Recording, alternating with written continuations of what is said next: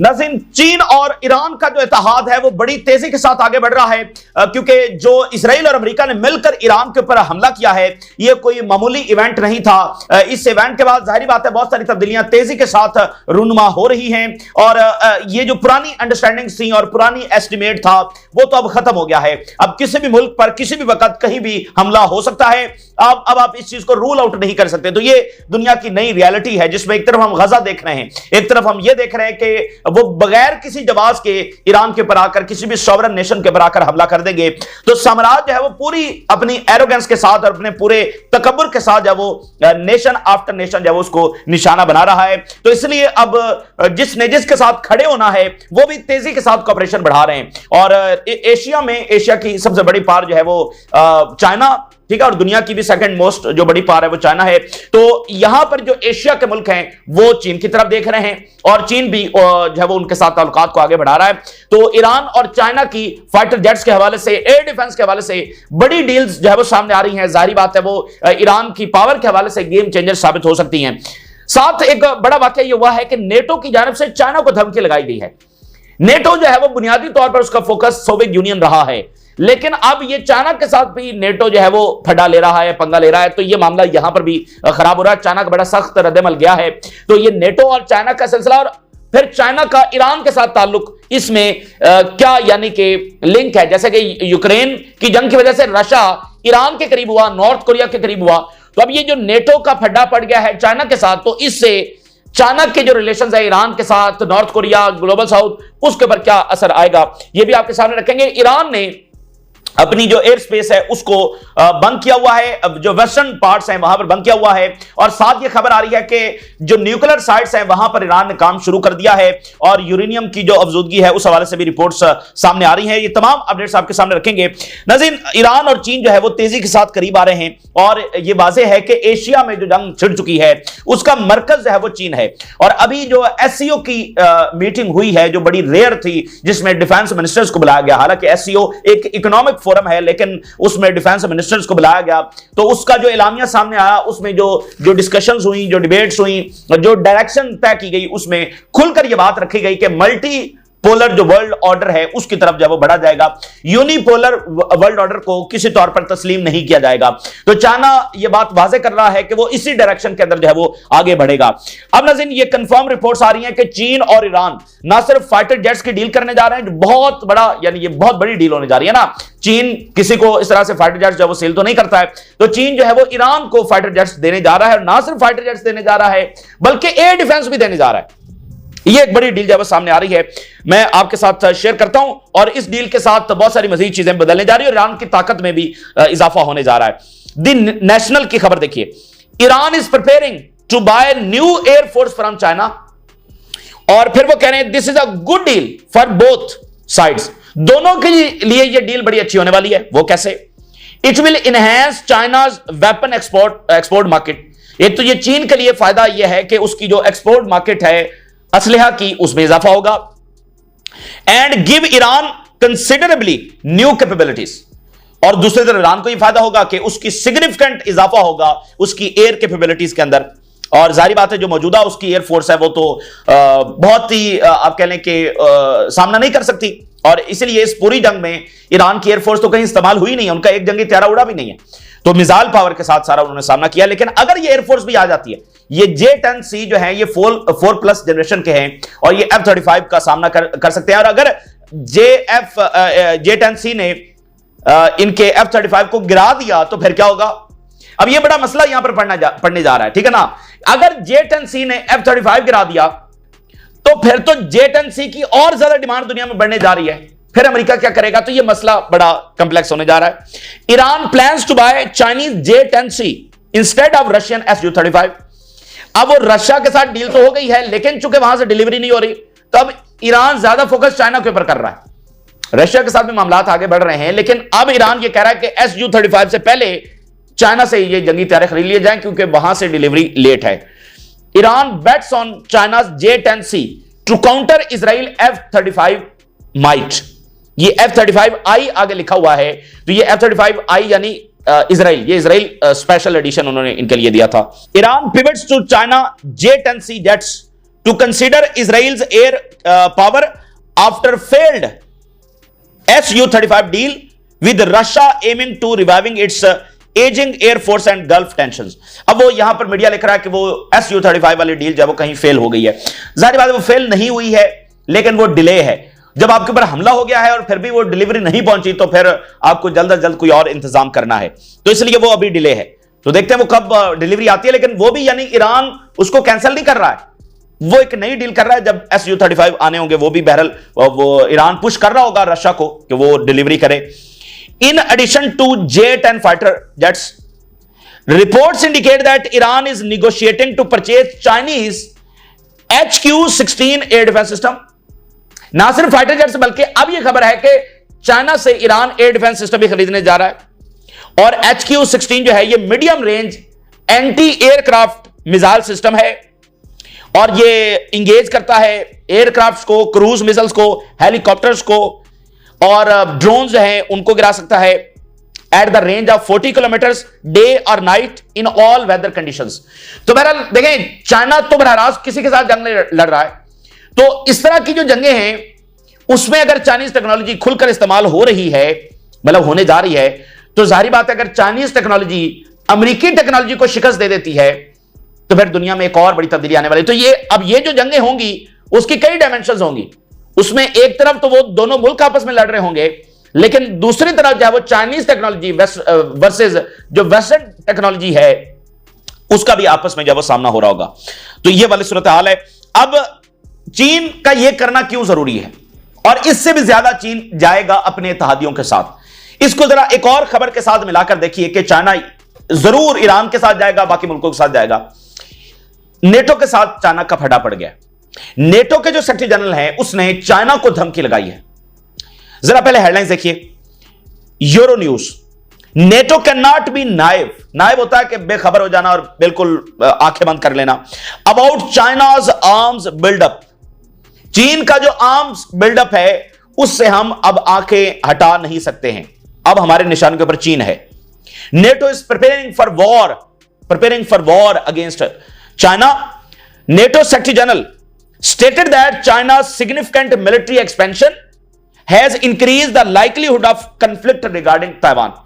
अब ये चाइना के ये नेटो के सेक्रेटरी जनरल कह रहे हैं कि चाइना के ऊपर अब हमारी नजरें हैं, वो हमारे निशाने के ऊपर है, और ये कि चाइना ताइवान के ऊपर हमला करने जा रहा है, हमने ताइवान को बचाना है।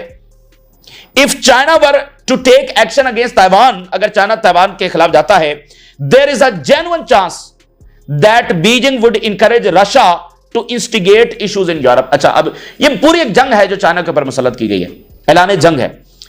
अब वो कह रहे हैं कि अगर पहले वो कह रहे हैं कि चीन ताइवान के ऊपर हमला करने जा रहा है और चीन की जो मिलिट्री एक्सपेंशन है वो अब हमारे निशाने के ऊपर है।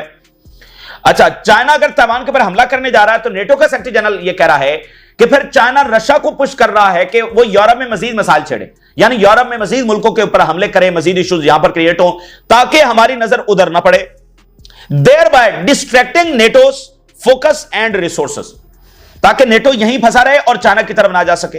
यानी वो कैटेगोरिकली कह रहे हैं कि हमने चीन की तरफ जाना है। We have to stand ready and we cannot be naive.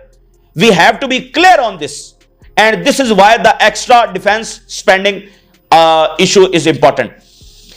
अब ये जो इन्होंने 5% बढ़ाया है और इन टोटल कोई $1 ट्रिलियन का बजट जब इंक्रीज होगा, अब उसकी जस्टिफिकेशन क्या है?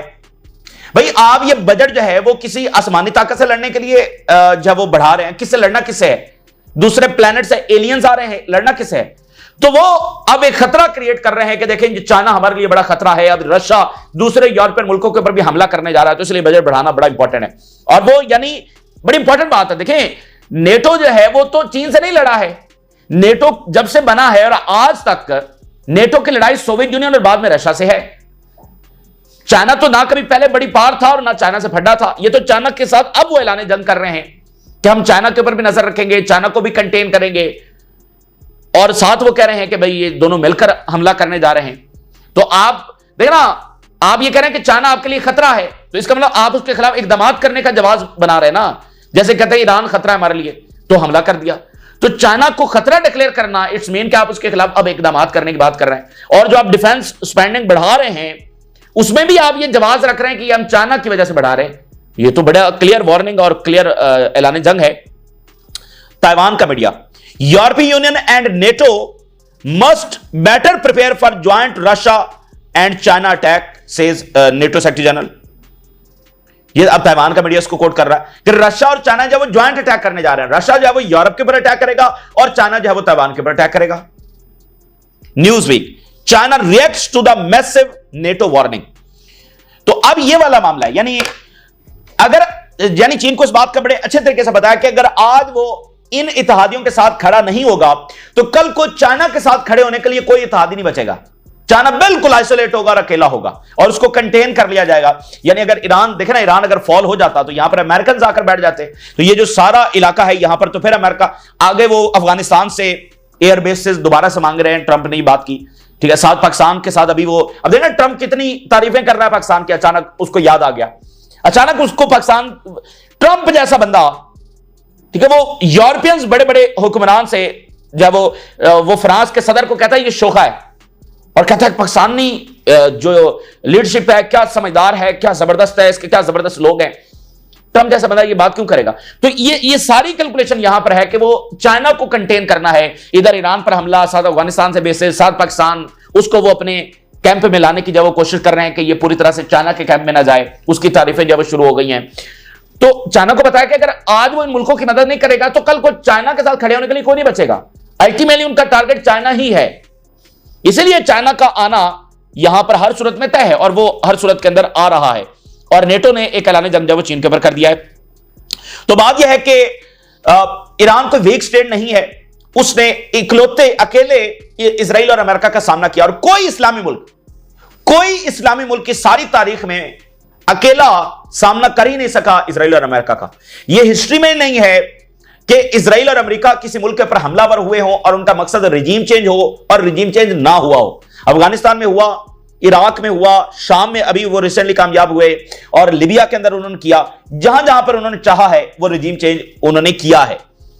तो यहां पर रिजीम चेंज, वो इवन इजिप्ट के अंदर उन्होंने तख्ते उल्टाए हैं, बाकी मालिक के अंदर सारा कुछ उन्होंने किया है। तो यहां पर उनको शिकस्त हुई। तो ईरान को वीक स्टेट नहीं है, वो अपना डिफेंस कर सकता है, लेकिन चाइना की ये हेल्प और चाइना की जदीद टेक्नोलॉजी, ये जाहिर बात है कि ये ईरान को और ज्यादा हेल्पफुल होने वाली है और ये कॉपरेशन जो है वो आगे बढ़ेगा। इसके साथ सीएनएन ये कह रहा है कि ईरान ने जो इनरिचमेंट साइट्स है उसके ऊपर काम शुरू कर दिया है। सैटेलाइट इमेजेस के जरिए सीएनएन ये रिपोर्ट कर रहा है। Iranians have reopened one of the entrances to the uranium enrichment site in Isfahan. फिर ईरान ने अपनी जो एयर स्पेस है उसका जो क्लोजर है उसको एक्सटेंड किया है। Iran extends airspace shutdown in west, north and south Iran, ठीक है, यानी ये पूरी अभी उनकी एयर स्पेस बंद है। और यूएस की जो एम्बेसी है, और ये वर्चुअल एम्बेसी है तेहरान में, उसने तमाम अमेरिकन सिटीजन्स को कहा कि वो ईरान को लीव कर दें। अब ये मतलब दोबारा से वो क्यों ये बात कर रहे हैं, और ईरान की जानिब से भरपूर स्टेटमेंट्स आ रही हैं। और ईरान ने अभी ये कहा है कि our forces hands are on trigger and we are ready for a firm response if the enemy undertake any miscalculations और ब्रीचेज एग्रीमेंट। अगर कोई भी मिसकैलकुलेशन करते हैं तो हमारे हाथ ट्रिगर के ऊपर हैं। Trump needs to open his eyes and stop the empty talk and undisciplined behaviour, IRGC। Trump जो है वो जरा सीधे यानी ये अपने जो ना हवास के अंदर आए, और ये जो उसका बिहेवियर है ना, जिस तरह बात करता है, पॉलिटिकल लीडरशिप को असैसिनेट करने की बात करता है, इससे जो है ना वो जरा ध्यान से वो बात करे। और तेहरान के अंदर जो फ्यूनरल हुआ है वो एक बड़ा पावर शो हुआ है कि लोग किस तरह से यूनाइटेड हैं। Tehran funeral Persian turns into war of defence against Israel. वो एक पूरा वो कह रहे हैं जी लोग नाराज हैं, लोग ऐसे हैं, वो इतने बड़ी तादाद के अंदर लोग निकले हैं और वो डिफेंस की एक पावर शो उन्होंने किया है।